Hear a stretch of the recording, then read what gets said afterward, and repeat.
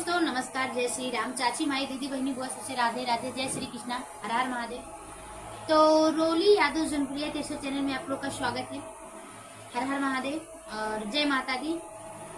तो आप लोग के बीच में मैं एक प्यारा सा ललनवा गीत लाई हूँ। कमेंट बॉक्स में जरूर बताना मेरी गीत कैसी है। फुल वॉच करके वीडियो किसी का भी देखिए, फुल वॉच करके देखिए। लाले लाले डोलावा के लाले का वो हरवा, अरे लाले का वो हरवा, अरे बेटी के वर खोजैनी करे रे लाला नवा।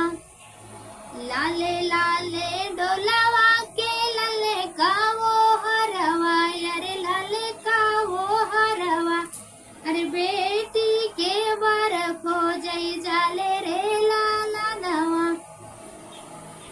घर में से निकरेली बेटी का मम्मी, अरे बेटी के मम्मी, अरे यार जी करेली हथवा जोरी रे लाला नवा, अरे यार जा करेली हथवा जोड़ी रे लाला नवा।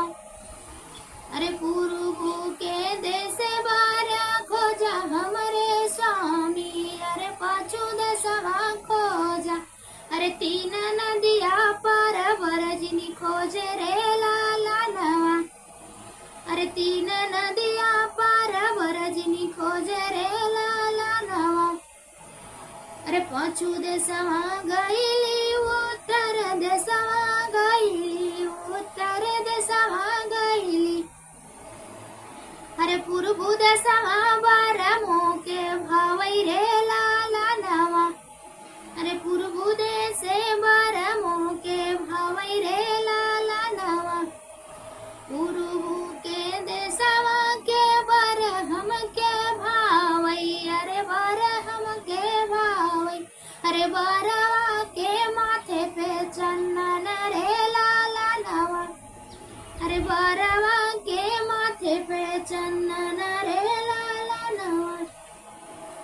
बेटी का मम्मी रज कई के पूछैया, रज कई के पूछै, अरे पूर्व देश बार कैसनी बाटनी रे लाला नवा, अरे पूर्व देशवा बार कैसन बाटे रे लाला नवा।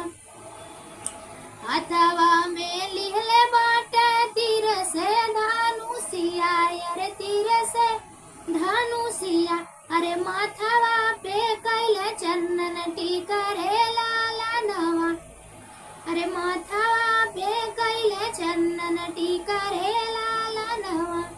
लाले लाले डोला